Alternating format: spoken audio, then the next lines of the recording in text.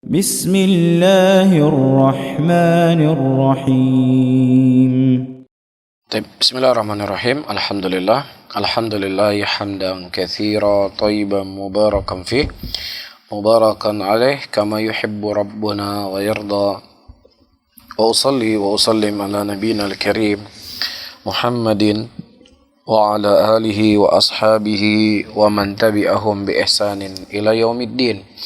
Saudara-saudaraku kaum muslimin dan kaum muslimat rahimani wa rahimakumullah, alhamdulillah pada pagi hari ini kita kembali bisa menyapa para pendengar sahabat Radio Siar Tet Aceh 96,1 FM dan juga Radio As-Sunnah yang ada di kota Takengon dan juga Radio Al-Kans yang ada di kota Langsa. Alhamdulillah dengan taufik dari Allah Subhanahu wa taala dan kemudahan darinya sehingga kita bisa mengkaji kembali ilmu-ilmu agama, mengkaji perkara halal dan haram, dan ini tentunya sebagai bekal dalam kehidupan kita di dunia ini agar tidak salah melangkah dan menjadi timbangan kebaikan kita kelak insyaallah di sisi Allah Subhanahu wa taala. Dan sebagaimana telah disampaikan pada pagi hari ini kita akan membahas hukum fikih seputar wanita, dan mungkin kita membahas hal-hal yang ringan dulu. Hal yang ringan yang itu setiap wanita akan mengalami. Mau dia muda, mau dia tua, mau dia tinggal di kota, mau dia tinggal di desa, Jadi masalah-masalah kita pilih masalah-masalah yang mencakup dari keseharian kaum wanita. Pada pertemuan yang lalu kita telah menjelaskan dan menerangkan tentang kedudukan wanita di tengah-tengah umat, dan juga tidak ada agama yang paling memuliakan kaum wanita lebih daripada pemulihan Islam, dan tidak ada orang yang paling berjasa di dalam mengangkat derajat kaum wanita lebih daripada apa yang telah dilakukan oleh Nabi Sallallahu Alaihi Wasallam. Namun aturan-aturan yang diatur di dalam hukum seputar kaum wanita atau fikih nisa ini bukanlah sebagai bentuk pengengkangan, bukanlah sebagai bentuk penyiksaan, bukanlah sebagai bentuk daripada intimidasi, tetapi segala hukum yang datang dari Allah Subhanahu wa taala dan hukum yang datang dari Rasulullah sallallahu alaihi wasallam itu adalah kebaikan bagi kita sendiri. Karena Allah yang menciptakan kita, Allah yang lebih tahu apa yang terbaik untuk kita. Bahkan tidak ada satupun pergerakan, bahkan sekolah dari TK sampai SD, SMP, SMA, kuliah, begitu juga di perkantoran ataukah klub-klub A, B, C, dan D, pasti mereka punya aturan-aturan yang mengikat. Karena memang manusia itu harus diikat, manusia itu harus diatur. Dan negara kita juga Indonesia ini punya aturan-aturan. Nah, yang itu urusannya adalah kehidupan lalu lintas saja ada aturan, masa kehidupan yang manusia mengalaminya kemudian dia akan berpindah kepada alam yang lainnya tidak ada aturan? Ini sesuatu yang tidak akan mungkin. Dari satu sisi memang itu adalah mengekang, tapi dari sisi lain itulah kebaikan daripada manusia itu sendiri. Kita mulai dari hal yang ringan-ringan seperti yang saya sebutkan, kita membahas tentang wanita keluar dari rumahnya. Jadi apa ketentuan wanita itu boleh keluar dari rumah? Apakah Islam melarang secara totalitas perempuan nggak boleh keluar dari rumah? Harus di rumah, selalu nggak boleh keluar-keluar, haram dia keluar? Atau wanita itu boleh keluar, tetapi ada aturan-aturan yang harus dia ketahui? Disebutkan di sini, saudara-saudaraku muslimin dan muslimat, dan terkhusus kepada kaum wanita, disebutkan oleh Syekh Muhammad bin Shalih Al-Munajjid hafizahullah, ja'al Islamu liyuhfadhal lil mar'ati karamataha wa 'aradaha wa syuri'a laha minal ahkam ma yuhafid 'ala dhalik wa qala Allah ta'ala wa qarna fi buyutikunna. Islam datang untuk menjaga wanita, kemuliaan mereka dan juga kehormatan mereka. Sehingga untuk menjaga kehormatan dan kemuliaan mereka, Allah Subhanahu wa taala mensyariatkan hukum-hukum untuk menjaga hal tersebut. Allah sebutkan di dalam ayatnya, wa qarna fi buyutikunna.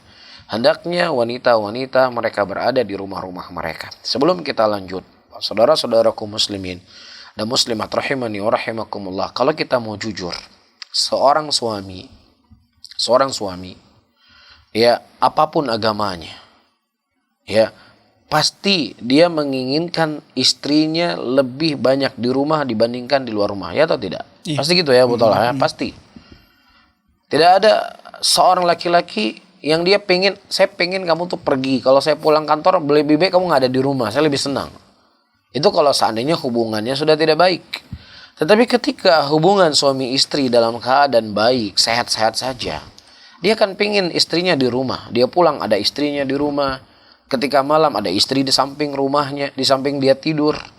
Ini adalah tabiat manusia. Mau dia Islam, mau dia non-Islam, mau dia orang soleh, ataukah dia orang yang tidak soleh. Iya, karena ini fitrah manusia.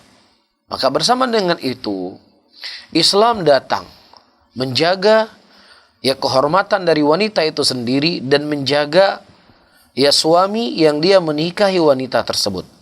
Ya, oleh karena itu, apa bentuk penjagaannya? Allah memerintahkan kepada kaum wanita untuk mereka tinggal di rumah-rumah mereka. Wa binan ala dzalik fa innal asal baqal mar'a fi baitiha.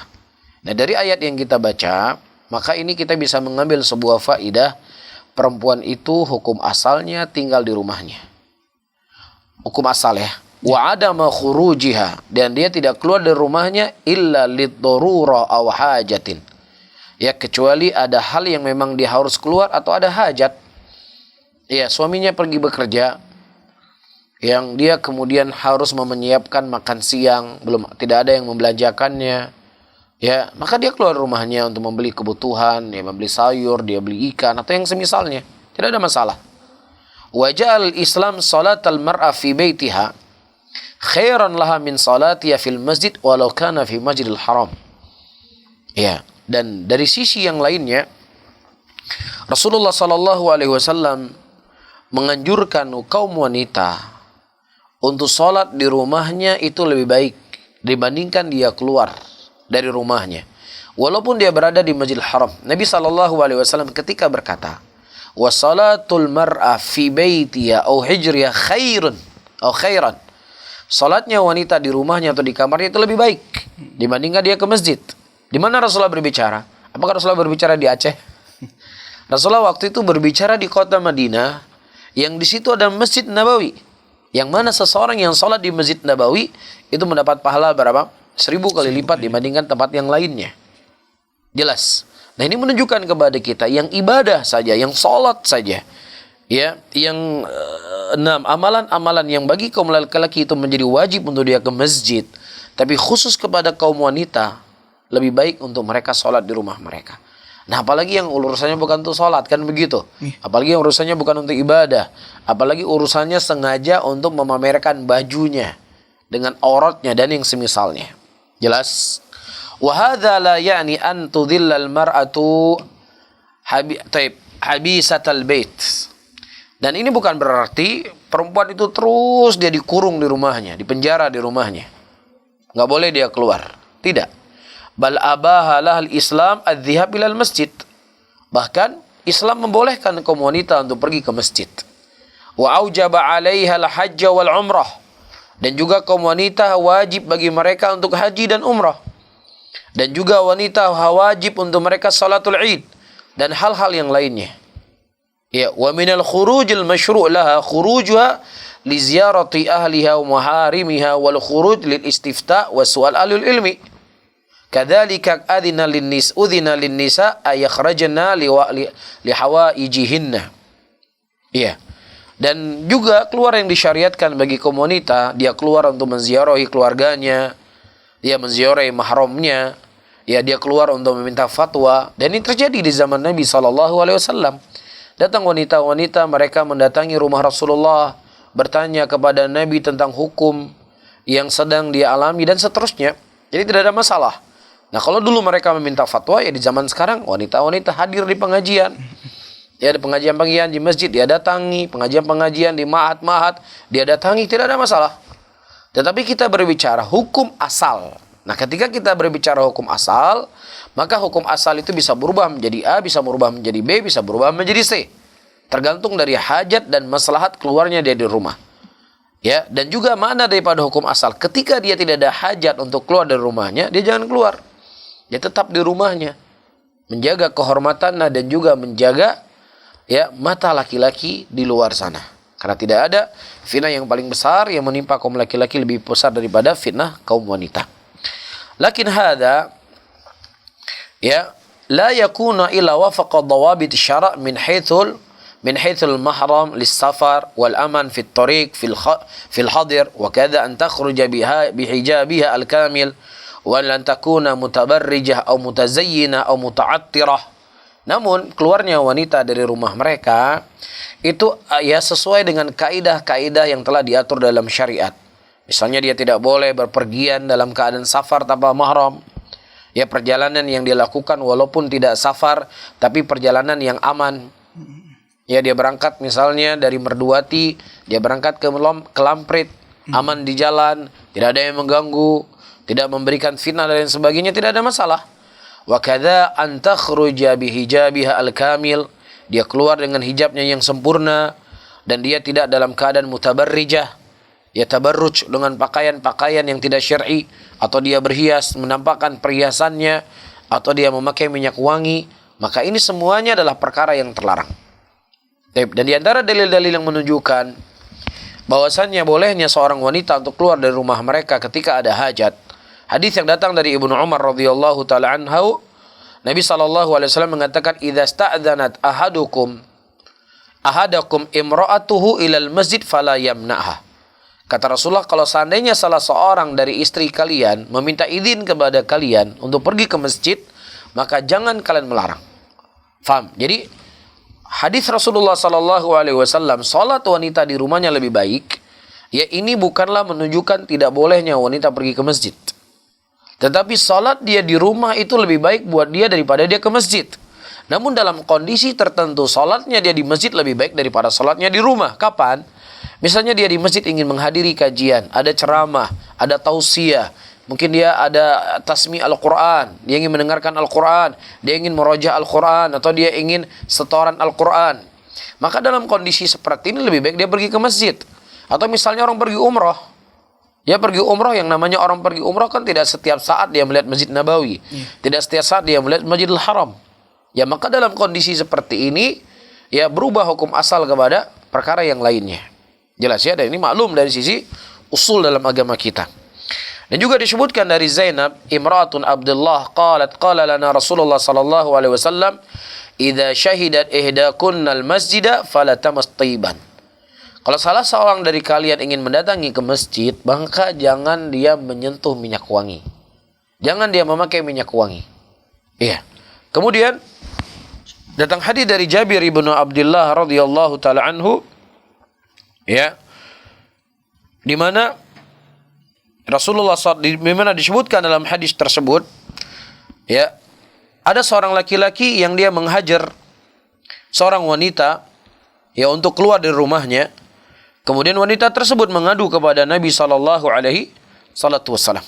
Ya, dan Nabi sallallahu alaihi wasallam, ayyuhal hadirun wal hadirat rahimani wa rahimakumullah, ya, intinya memberikan izin, ya, kepada wanita untuk mereka keluar dari rumahnya selama tidak memberikan fitnah, selama tidak keluar dalam keadaan bertabarruj, dalam keadaan memamerkan auratnya dan yang semisalnya. Selesai pembahasan keluar dari rumah. Sekarang pembahasan yang kedua, ini soal yang mungkin sering sekali ditanyakan tentang wanita bekerja. Ya, nah apa dawabit wanita itu bekerja? Apakah haram secara mutlak wanita itu bekerja?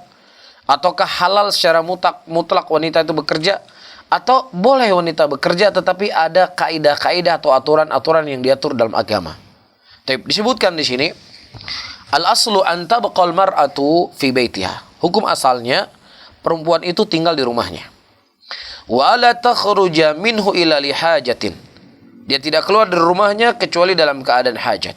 Ya seperti ayat yang kita sebutkan tadi, wa qarna fi buyutikunna. Hendaknya mereka tinggal di rumah-rumah mereka. Wa hadzal khitab wa in kana muwajjahan ila zawjatin nabi sallallahu alaihi wasallam wa radhiyallahu taala anhunna fa inna nisal mu'minin tabi'an lahuna fi dzalik. Ya, walaupun ayat wa qarna fi buyutikunna ini adalah yang dibicarakan, ya, adalah istri-istri Rasulullah sallallahu alaihi wasallam. Namun ayat ini masuk di dalamnya juga wanita-wanita mukminin. Ya, sebagaimana kaidah dalam ilmu tafsir, ya, al-ibrah bi umumil lafaz laisa bi khususi sebab. Ya, ibrah daripada sebuah nas itu adalah dengan keumuman lafadznya, bukan dari kekhususan sebab. Nah, sebab turunnya ayat ini adalah apa? Perintah Allah Subhanahu wa taala, irsyadnya Allah kepada kaum wanita, yaitu istri-istri Nabi, agar mereka tetap di rumah-rumah mereka. Ya, ini sebabnya turun ayat. Namun kaidah al-ibrah bil umumil lafaz. Ibrahnya itu adalah keumumannya lafaz dari ayat tersebut, bukan dengan kekhususan sebab. Nah, ketika itu bukan bagian dari kekhususan sebab, keumuman lafadznya, maka ayat ini berlaku untuk istri Nabi SAW dan juga berlaku bagi seluruh wanita-wanita mukminin. 6.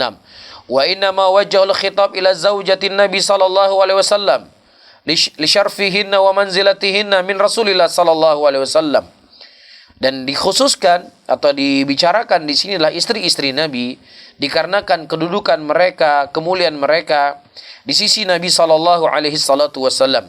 Wa li anna qudwatul linisa'il mu'minin radhiyallahu taala anhunna, dan juga dikarenakan mereka adalah qudwah, ya, mereka suri tauladan bagi wanita-wanita mukminin radhiyallahu taala anhu. Wa qad qala alaihi salatu wasallam, dan Nabi sallallahu alaihi wasallam telah mengatakan dalam hadisnya, al-mar'atu 'auratun wa innaha idza kharajat istashar fa syaitan wa innaha la takunu aqrab ila Allah minha min qa'r baitiha. Rawi Ibnu Hibban wa Ibnu Khuzaimah wa Shahih Al-Albani fi silsilah sahihah. Jadi kata Rasulullah, wanita itu aurat. Ketika wanita itu keluar dari rumahnya, disitulah kemudian syaitan akan menghias-hiasinya. Ya, namanya perempuan.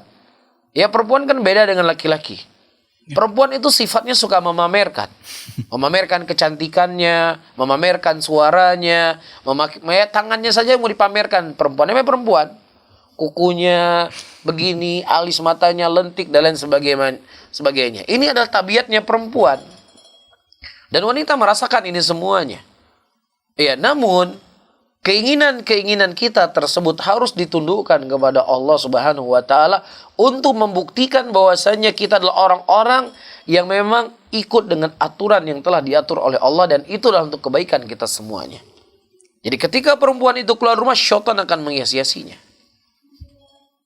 Nah, kemudian disebutkan oleh Nabi SAW dalam hadisnya, ya, wa buyutuhunna khairun lahunna.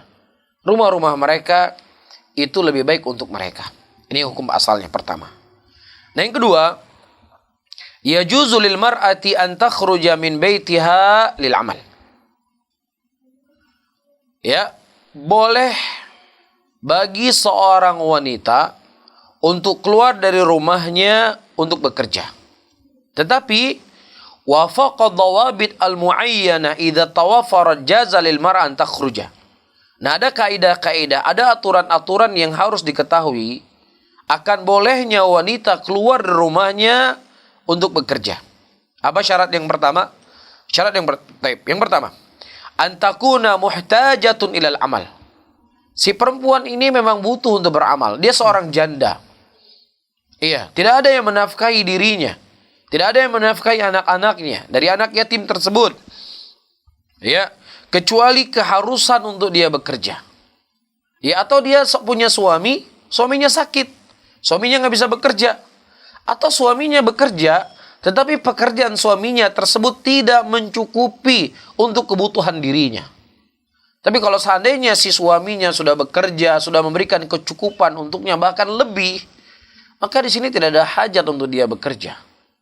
Litawfirul amal al-lazimah laha. Jadi tujuan dia bekerja bukan untuk menambah, ya, apa yang sudah ada, yang sudah mencukupi, tetapi keluarnya mereka bekerja memang untuk kebutuhan yang wajib untuk dia penuhi. Ini yang pertama.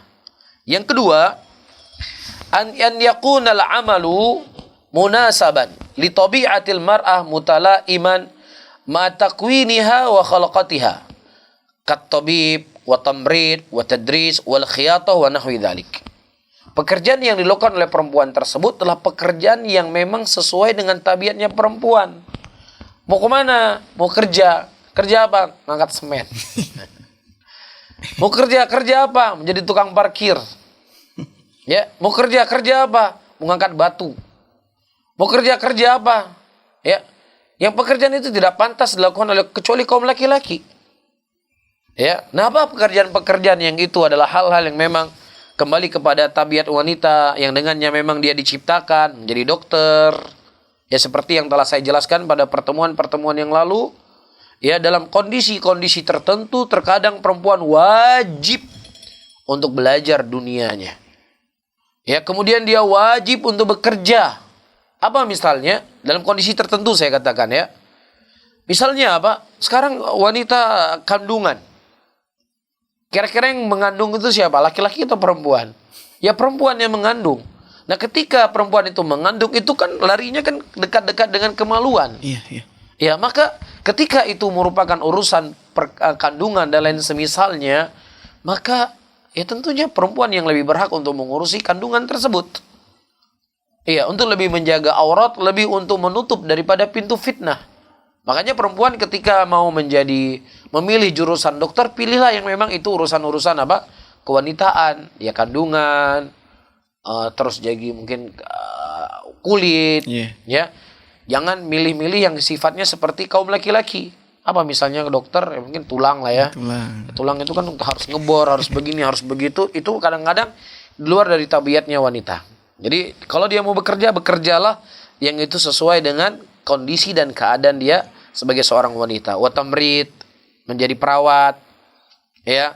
Wa tadris, menjadi guru, wal khiyatah atau menjahit atau yang semisalnya. Ini yang kedua. Yang ketiga, ayakunal amal fi majalin nisa'i khalis, la ikhtilatu fihi birijal wal ajanib anha. Tempat yang dia bekerja adalah tempat yang memang itu khusus tempat wanita. Tidak bercampur di situ dengan laki-laki dan perempuan. Ya, atau laki-laki yang bukan daripada mahramnya. Nah, cari kerja. Kerja di lab, di laboratorium. Ya, ini kan biasanya kerja-kerja seperti ini kan lebih banyak kepada perempuan. Ya, jadi walaupun misalnya, wah saya kurang suka kerja di lab. Saya sukanya jadi atlet dan lain sebagainya. Ya, supaya nanti bisa ikut PON dan lain sebagainya. Ya jangan dia cari hal-hal yang demikian. Carilah yang sesuai dengan fitrahnya sebagai seorang wanita dan juga mencari hal-hal yang bisa menutup pintu-pintu kejelekan yang banyak. Jadi kalau memang ada wanita-wanita muslimat yang hari ini mereka mau kuliah atau mau belajar dari urusan keduniaan mereka, ya yang karena memang tuntutan orang tua atau dengan hajat yang saya sebutkan tadi, maka pilihlah jurusan-jurusan yang akan lebih menutup daripada pintu fitnah. Ya apa yang tadi kita sebutkan, dia jadi desainer, ya menjadi penjahit, ya jahit-jahit baju Islami tentunya, ya atau menjadi perawat. Ya kan biasanya kalau sekolah keperawat atau sekolah kebidanan kan biasanya laki-laki kan paling 3 orang di kelas. Ya jangan milih sekolahnya di STM. Ya perempuan milih teknik mesin. Ya itu laki-laki biasanya di ruang teknik mesin, laki-lakinya misalnya ada 35 orang, perempuan 2 orang. Ya jadi dibalik. Nah laki-laki juga kalau bisa jangan jadi, ya perawat juga nggak ada masalah. Soalnya juga kan ada istilahnya Pak, ada yang orang sakit juga dari kalangan laki-laki. Tapi inilah pekerjaan-pekerjaan perempuan, pekerjaan-pekerjaan yang ringan. Kemudian yang selanjutnya, dari hal yang perlu diperhatikan ketika wanita ingin bekerja, antakunal mar'atu fi amaliha multazimatun bil hijabi syar'i. Perempuan tersebut ketika dia bekerja, ya di tempat-tempat yang memang terbuka, maka dia harus melazimkan dirinya untuk memakai hijab yang syar'i. Kemudian yang selanjutnya, ala yuaddi amalaha ila safariha bila mahram. Ya, dia mencari pekerjaan-pekerjaan yang memang tidak mengharuskan dia itu safar.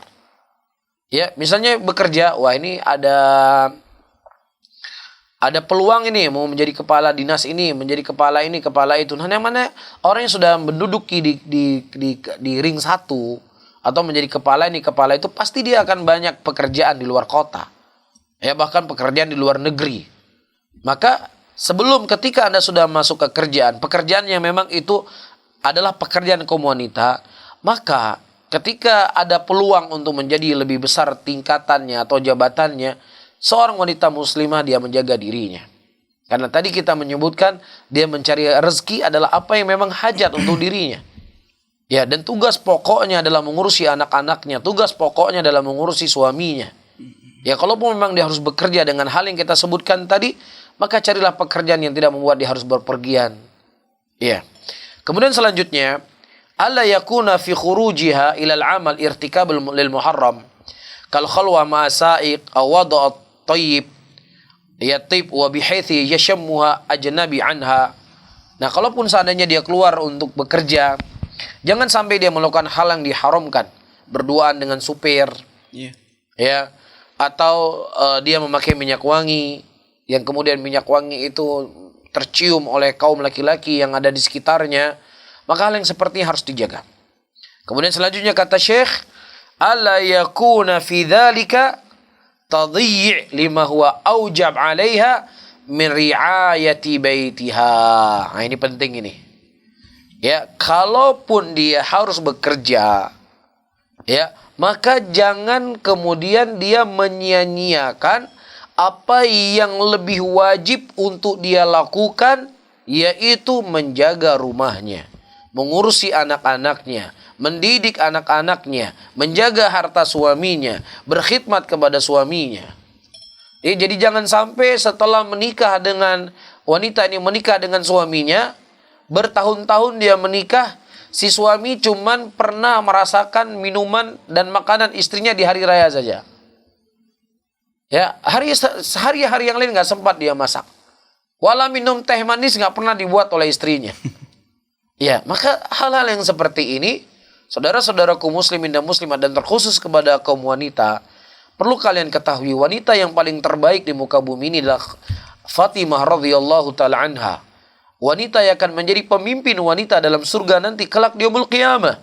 Tetapi kerjaan beliau adalah mengurusi Ali, mengurusi Hasan dan Husain, yang itu adalah adalah putra beliau. Ini tugas. Jadi silakan Anda bekerja, namun perhatikan kewajiban Anda untuk menjaga, ya, mengurusi rumah tangga Anda.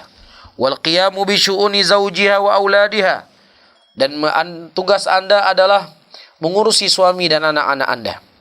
Ya, disebutkan oleh Syekh Muhammad bin Shalih Al-Utsaimin rahimahullah, kata beliau, al-majalul amalil mar'ati an ta'mal bima yakhtassu bihi an-nisa mithl an ta'mal fi ta'limil banat sawan kana dzalika amalan idariyan aw faniyan aw ta'mal fi baitiha fi khiyata thiyabin nisa wa ma ashbah dzalik wa amalu fi majalati takhtassu bir rijal fa innahu la yajuzu laha an ta'mal haitsu innahu yastalzamu al-ikhtilat bir rijal wa fitnatun 'azimatun yajibul hadr minha. ويجب أن يعلم أن النبي صلى الله عليه وسلم وثبت عنه قال ما تركت بعد فتنة أضر على الرجال من النساء وأن فتنة بني إسرائيل كانت في النساء فعلى المرأة يجنب أهله مواقع الفتن وأسبابها بكل حال انتهى.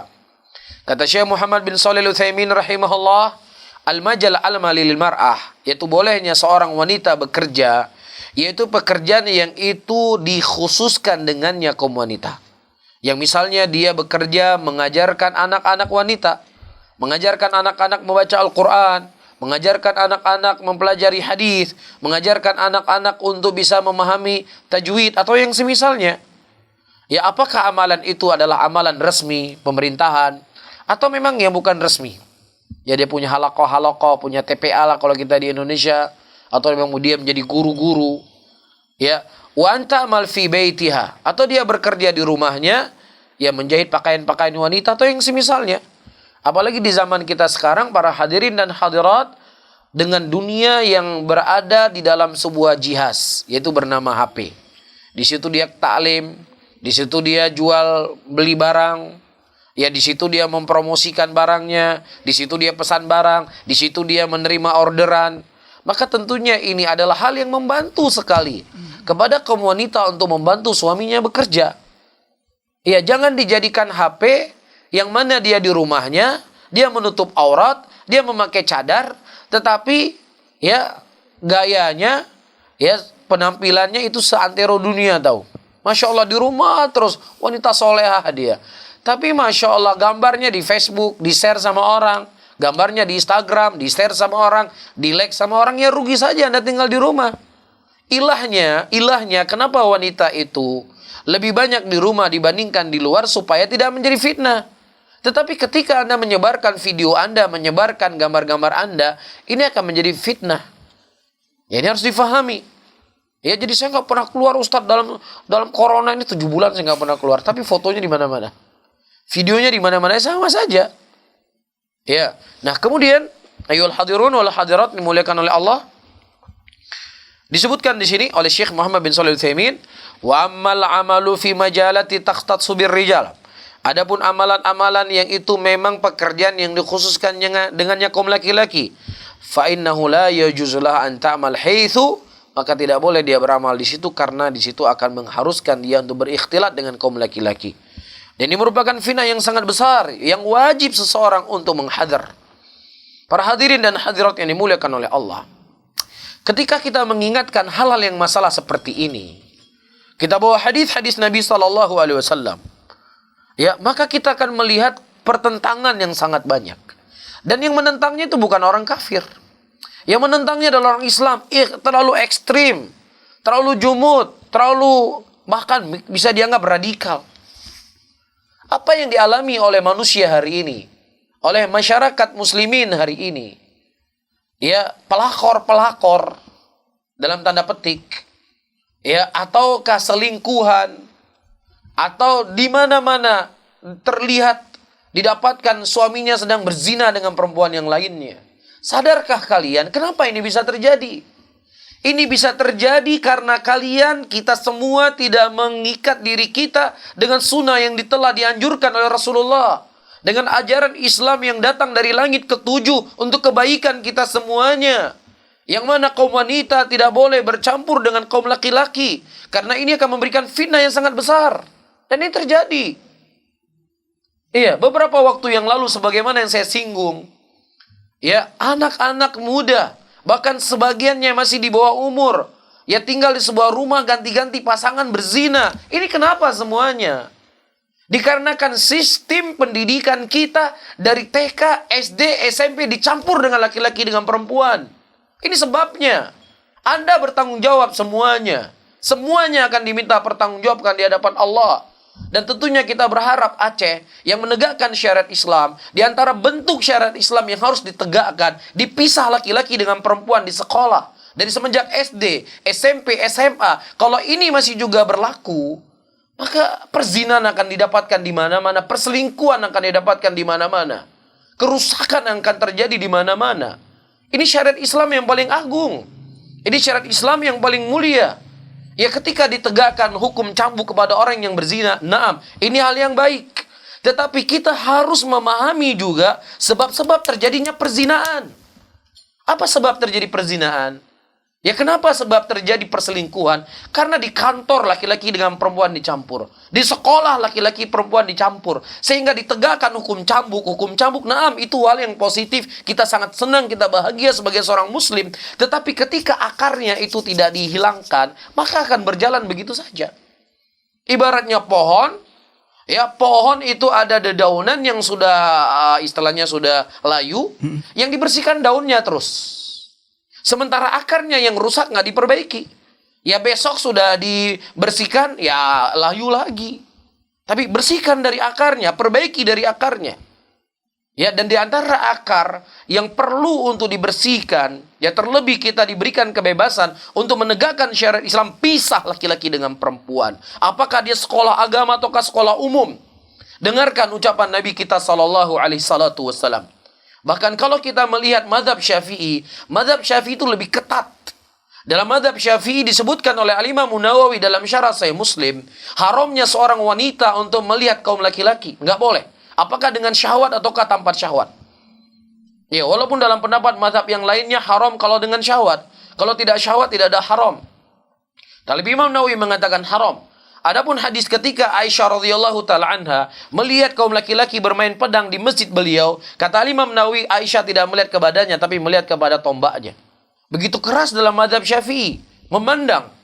Ya, wanita memandang kaum laki-laki. Nah, apalagi dicampur laki-laki dengan perempuan, SD, SMP, SMA. Wajar terjadi perzinahan di mana-mana.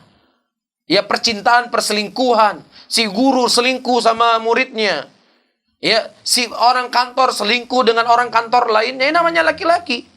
Ya, perempuan pergi ke kantor pakai pakaian yang Masya Allah. Ya, memakai mukanya glowing. Pakai lipstick, pakai beraneka ragam make up. Memakai minyak wangi yang mahal. Ya, duduk satu kantor. Ya, laki-laki dengan perempuan gimana kira-kira? Oh, kepikiran ente saja yang ngeres. Kalau ente nggak ngeres lihat perempuan, nggak normal. Gitu, Mas. Ya, namanya laki-laki pasti melihat wanita, mau pikirannya kotor atau pikirannya kotor, ya namanya laki-laki. Ya, ibaratnya ente punya duit 100 juta, ente gantung di depan rumah ente. Dicuri nggak sama orang? Ya, pasti dicuri. Ya, begitu juga wanita. Makanya Rasulullah mengatakan dalam hadisnya, "Ma taraktu ba'di fitnatan ador 'ala rijal minan nisa." Tidak ada sesuatu fitnah yang paling mudarat kepada kaum laki-laki, kata Rasulullah SAW, setelahku, yang lebih besar daripada kaum wanita. Wa anna fitnata bani Israel, sesungguhnya fitnahnya Bani Israel itu dalam urusan kaum wanita. Jadi kita nampakkan. Iya. Alhamdulillah, Ustaz ya. Semangat sekali. Mungkin materinya kita cukupkan, Ustaz. Kita jawab pertanyaan dulu. Insya Allah. Sepertinya banyak juga pertanyaan yang masuk nih, Ustaz. Oh, taib. Ya. Nggak sadar ini. Baik para pendengar di mana saja berada, bagi Anda yang ingin menyampaikan pertanyaan silakan hubungi kami via telepon di 0852 77323266 atau via WhatsApp di 0852 1414 2314. Sembari kami tunggu telepon dari Anda atau SMS bagian sudah masuk atau WhatsApp, kita jawab dulu pertanyaan yang sudah masuk, Ustaz. Baik, barakallahu fiik. Pertanyaan pertama, Ustaz. Ini dari Bu Nopita di Kutaraja. Pertanyaannya, Bismillah, Ustaz, berapa batas umur anak laki-laki bisa diajar oleh guru perempuan? Saya berprofesi sebagai guru. Masya Allah. Pertanyaan yang sangat bagus sekali. Saudara-saudaraku muslimin dan muslimat rahimani wa rahimakumullah, perlu untuk kita ketahui bahwasannya di dalam umur ada yang namanya umur balik, ada yang namanya umur mumayyiz.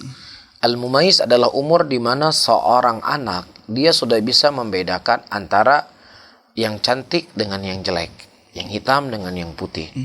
Ya, jadi Umi, Masya Allah, itu guru abang tuh putih sekali. Ya, itu si fulana itu cantik, hidungnya mancung. Ini dia umur sudah mumayyiz. Nah, ketika umur itu sudah mumayyiz, maka ya tidak boleh lagi digabung antara laki-laki dengan perempuan. Jadi bukan ketika dia sudah balik. Ketika dia sudah mumayyiz, sudah bisa membedakan antara jelek dan baik, cantik dan jelek, hitam dan putih, mancung dan pesek, maka itu harus dipisahkan dengan laki-laki dengan perempuan. Ya, tidak dibolehkan. Ya, demikian yang dijelaskan dan diterangkan oleh para ulama, dan kita mulai dari kita sendiri. Mulai dari kita sendiri. Nah. Baik. Demikian Bu Nopita yang ada di Kutaraja.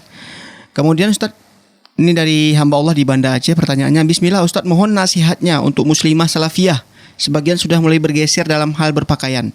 Contohnya memakai pakaian dengan mudu yang mencolok dan berbagai model dan warna yang cerah. Hamba Allah di Banda Aceh. Ini bagaimana, Ustaz? Baik, saudara-saudaraku muslimin dan muslimat rahimani wa rahimakumullah, dan insyaallah ini termasuk dari pembahasan yang akan menjadi kajian kita setiap hari Sabtu, ya, tentang fikih kaum wanita, dan mungkin insyaallah dengan aturan-aturannya dan sifat-sifatnya insyaallah akan kita jelaskan pada poinnya. Itu bagaimana wanita berpakaian. Bagaimana perhiasan-perhiasan yang boleh dinampakkan dan tidak boleh dinampakkan.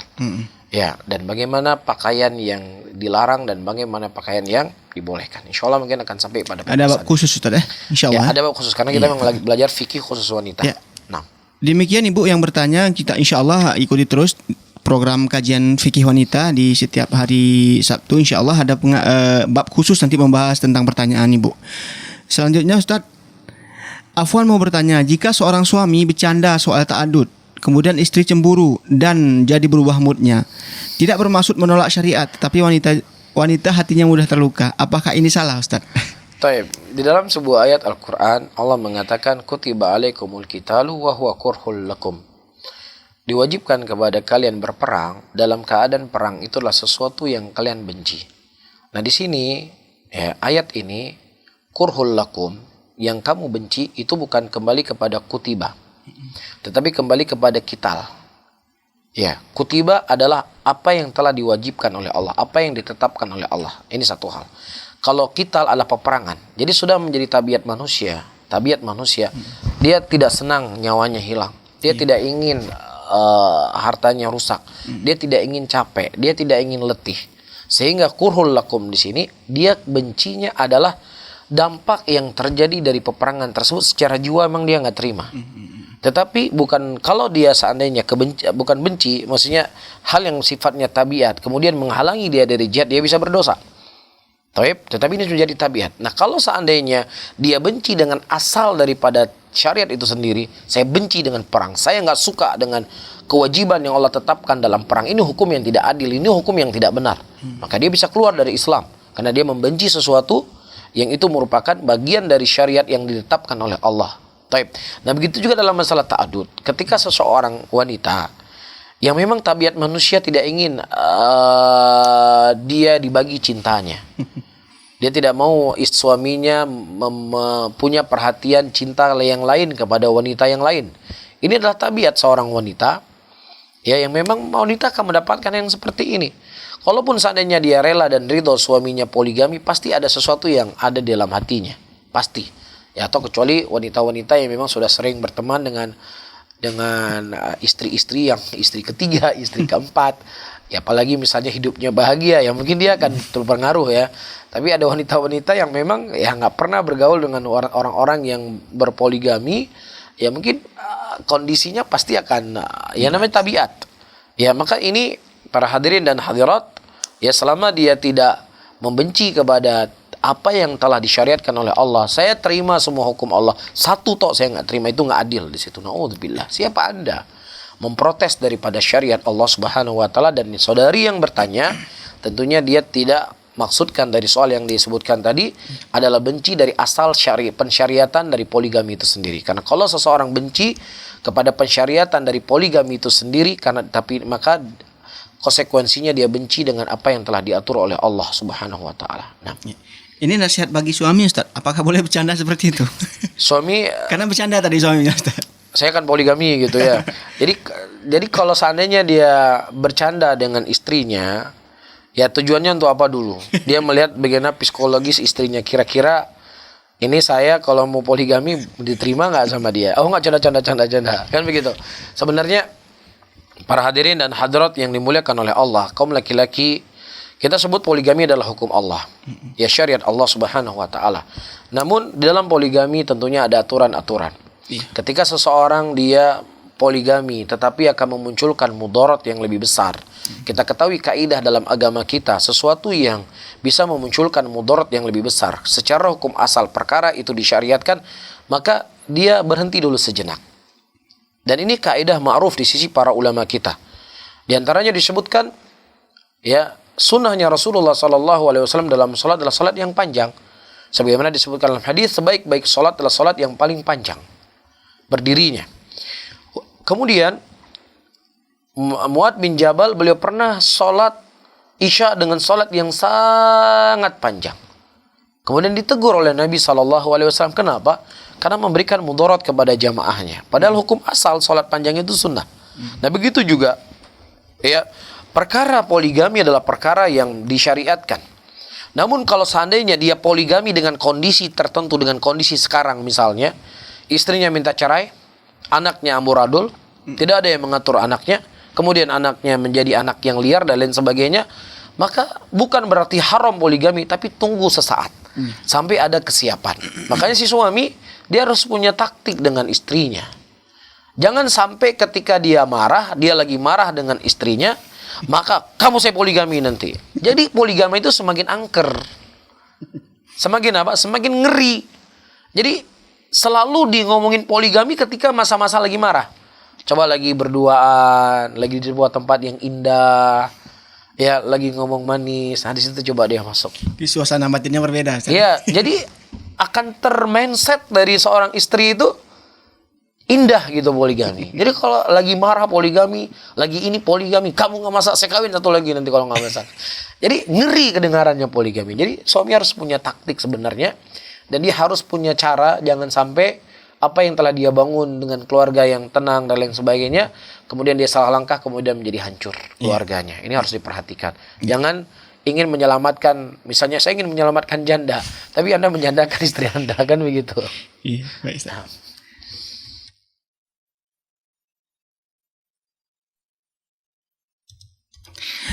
Baik Ustaz, ini ada pertanyaan selanjutnya. Bismillah, afwan Ustaz, mohon nasihatnya. Ana bekerja di lingkungan yang berseragam. Ana sudah mengenal sunnah ketika bekerja. Ana ingin resign, namun berat karena harus membayar penalti dan lumayan besar. Di luar pekerjaan Ana sudah bercadar, tapi ketika bekerja di institusi tersebut, ketika berseragam berat sekali Ustaz, karena memang secara aturan dilarang. Mohon nasihatnya bagi Ana Ustaz. Ya ini udah. Duduk. Saudara-saudaraku muslimat rahimani wa rahimakumullah, dan juga kepada saudara saya yang bertanya.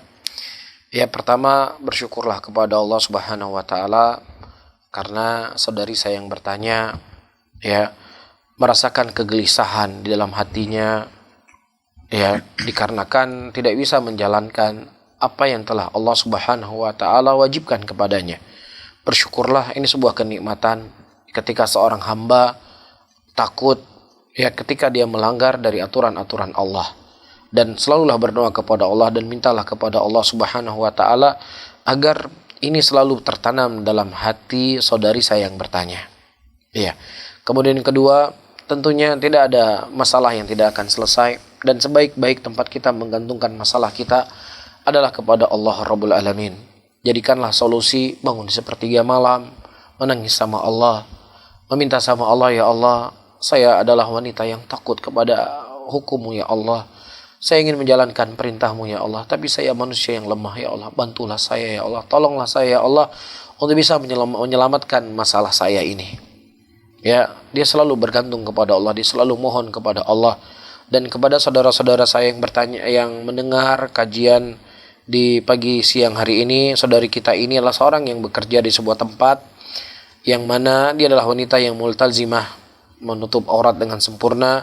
Namun dalam kondisi yang lain dia harus bekerja, memakai pakaian-pakaian yang memang sudah diatur dalam pekerjaan tersebut, dan dia ingin sekali keluar dari bekerja, dan tetapi dia harus mengeluarkan banyak biaya untuk bisa resign dari pekerjaan tersebut. Ya, mudah-mudahan ada orang-orang yang memiliki kelapangan rezeki, kelapangan harta, bisa membantu saudara kita ini agar dia bisa lebih menyempurnakan agamanya, agar dia lebih fokus dengan ibadah dia kepada Allah Subhanahu wa taala.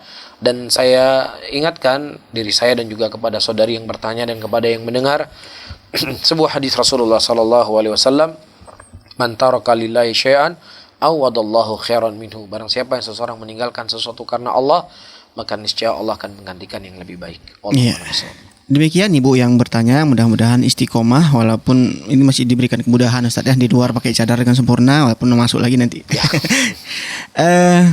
Pertanyaan selanjutnya Ustaz, ini dari Melabuh Ustaz. Bagi para pendengar mungkin dari Melabuh kok bisa masuk bertanya. Ini mungkin bisa dengar di streaming Ustaz ya, bisa dengar di streaming dan juga bisa nonton di media sosial kami. Pertanyaannya Ustaz, bagaimana hukumnya wanita yang aktivitasnya di pekarangan rumah dengan memakai cadar tetapi bajunya nampak bagian kaki seperti betis dan tangan hingga siku? Bisa dibilang pakaian rumah. Tapi dia pakai cadar. Dia pakai cadar Ustaz. Ini terjadi kepada tetangga ana Ustaz. Baik, saudara-saudaraku muslimin dan muslimat rahimani wa rahimakumullah. Ya, inilah terkadang di sebagian kaum wanita itu mereka salah kaprah. Dalam arti kata, dia berpikir bahwasannya yang namanya aurat itu adalah rambut. Jadi Masya Allah rambutnya ditutup, ya, tetapi bentuk tubuhnya itu berlekuk-lekuk kelihatan. Padahal ya rambut itu merupakan aurat yang paling ringan. Jadi ketika rambut saja yang itu merupakan aurat yang paling ringan, itu harus ditutup, apalagi yang lainnya. Kan begitu seharusnya logikanya. Karena ketika ada orang yang berdiri rambutnya misalnya seperti ini, orang kan Ya jangan-jangan laki-laki rambutnya panjang seperti itu.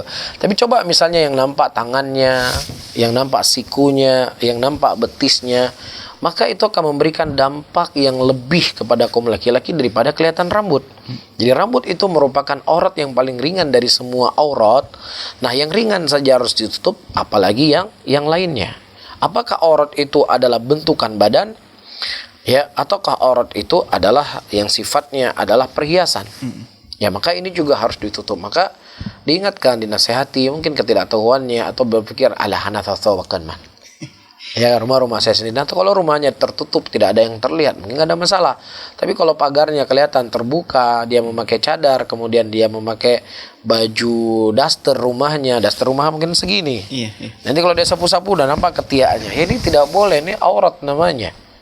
Ya, jadi diingatkan, dinasehati, ya, untuk selalu menutup aurat dengan sempurna. Allahu a'lam bishawab. Pertanyaan selanjutnya Ustaz. Ini dari Abu Abdillah Takengon. Masya Allah, ini pendengar Radio As-Sunnah ya. Mudah-mudahan selalu stay on ya. Pertanyaannya Ustaz, bagaimana kalau sebelum tidur sholat witir dulu, tapi belum qiyamul lail? Nah, ini mungkin beda witir sama qiyamul lail Ustaz. Taib. Lalu bangun malam untuk tahajud, apakah harus witir lagi Ustaz? Nah, ini bagaimana Ustaz? Taib. Saudara-saudaraku muslimin dan muslimat rahimani wa rahimakumullah. Dalam sebuah hadis Rasulullah mengatakan la witran fil lail. Tidak ada dua witir dalam satu malam. Jadi ketika seseorang ya dia takut nanti nggak bangun malam, ya dia sholat witir langsung. Ya untuk menutupi ibadah malamnya. Tapi kalau seandainya nanti dia bangun kembali, maka dia buka sholat pembukaan 2 rakaat, sholat yang ringan. Kemudian dia tidak perlu lagi witir kembali.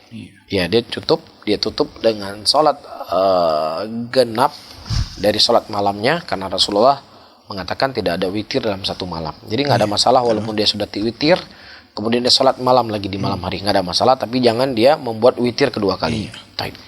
Demikian Abu Abdillah yang ada di Takengon. Kemudian pertanyaan selanjutnya Ustaz. Bismillah Ustaz, saya punya anak laki-laki umur 5 tahun. Dari bayi saya sudah ajarkan sholat sampai saya gendong jika saya sholat. Tapi suami saya sholatnya sekali, bahkan pernah sampai 1 minggu tidak sholat. Saya hanya bisa mengingatkan suami dan mendoakannya, karena kalau saya paksa, suami jadi marah-marah. Bagaimana saya memberikan pengertian kepada anak-anak, sedangkan anak saya sangat mengidolakan ayahnya? Ini bagaimana Ustaz? Nasihat untuk bapak-bapak nih Ustaz. Ya, masalah jadinya ya.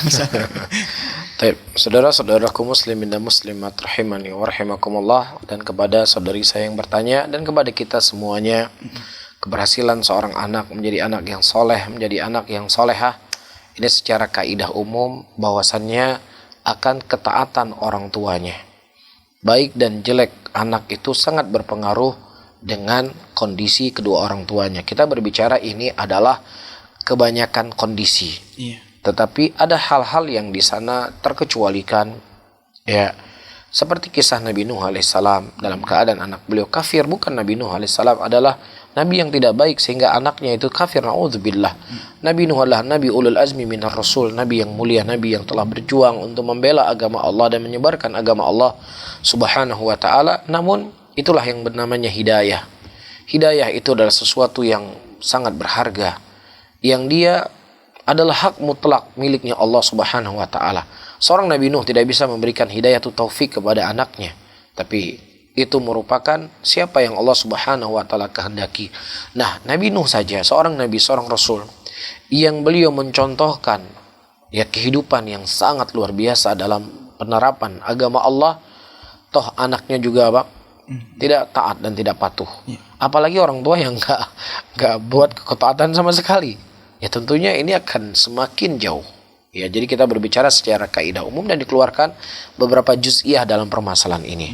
Maka tentunya si istri ya mengingatkan suaminya, ya, dan tidak ada masalah si istri mengingatkan dengan cara yang baik. Abang, ya ayah kamu adalah ayah yang baik, ayah kamu adalah ayah yang bertanggung jawab. Ya, tetapi kalau kita sayang dan cinta sama ayah, abang ingatkan ayah untuk sholat. Ya, ajak ayah untuk sholat. Dan perbuatan ayah tidak sholat ini bukan perbuatan yang benar.